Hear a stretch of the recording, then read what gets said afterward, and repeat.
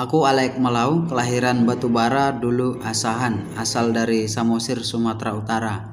Sejak kecil hingga sekarang, terkadang masih mau tidur siang. Seperti biasa, tidur siangku tidak lebih dari 1 jam dan begitu bangun langsung ke kamar mandi atau ke dapur mencuci muka di wastafel dan lanjut kerja. Kali ini kerjaku berbeda dengan yang biasa ku kerjakan. Di sini aku memonitor pekerjaan yang dipercayakan Presiden sebagai Menteri Pendidikan.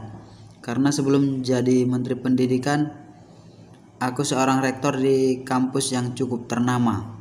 Tapi aku ditunjuk Presiden jadi Menteri Pendidikan, aku menjalani profesi baru yang tak asing di bidang pendidikan. Ku nikmati hari-hariku membuat program dan gebrakan termasuk fungsi ujian nasional bukan penentu kelulusan, dan ku minta agar kurikulum 2013 ditinjau kembali karena belum siap untuk diterapkan. Hingga saatnya ada perintah dari Presiden meminta agar semua menteri berada di ibu kota. Tetapi aku pergi ke suatu daerah.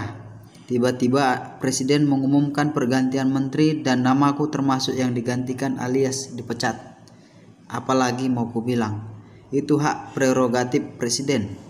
Aku harus menerima nasib sebagai menteri yang dipecat.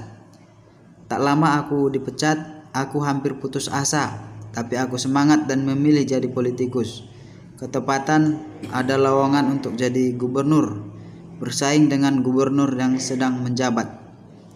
Aku cari massa dan pendukung supaya aku bisa menang. Kulihat petahana lagi ada masalah berkaitan dengan penistaan. Walaupun si petahana ini tergolong punya program kerja bagus dan baik, aku tak pedulikan itu. Namanya juga bersaing. Aku berusaha menggandeng dan menggerakkan ormas kontroversi supaya masalah petahana itu diangkat terus. Aku pura-pura jadi pahlawan dan terus menggempur si petahana dengan aksi damai berjilid-jilid dan mengawal sidangnya. Akhirnya pemilihan diadakan. Aku harus berjuang karena pemilihanku jadi gubernur harus 2 putaran. Di sini aku benar-benar berjuang karena hanya aku dan petahana yang maju ke putaran kedua. Sesekali kulap keningku karena agak pening. Gimana lagi caranya agar aku mudah memenangkan pertarungan. Lagi-lagi ku manfaatkan kesalahan petahana agar dibenci dan tidak dipilih.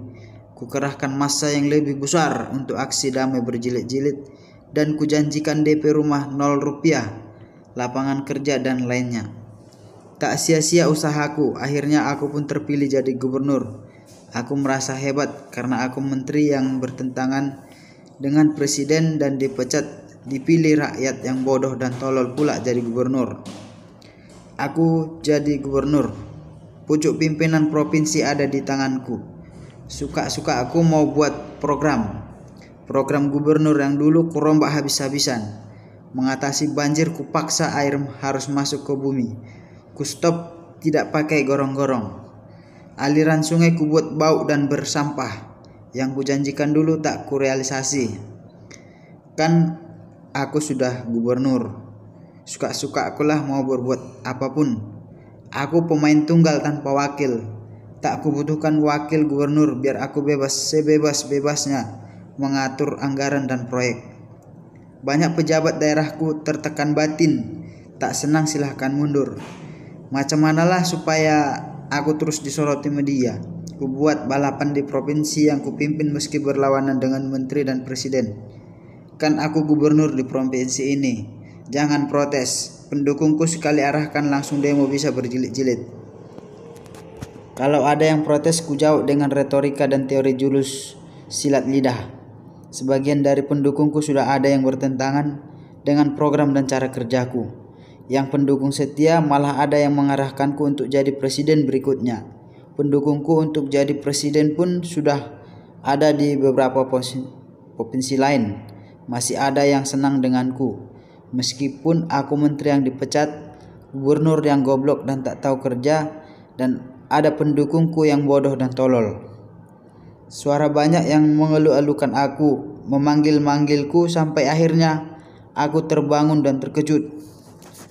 Ternyata aku sedang bermimpi dan yang memanggil-manggil namaku itu kawan-kawanku untuk membangunkan.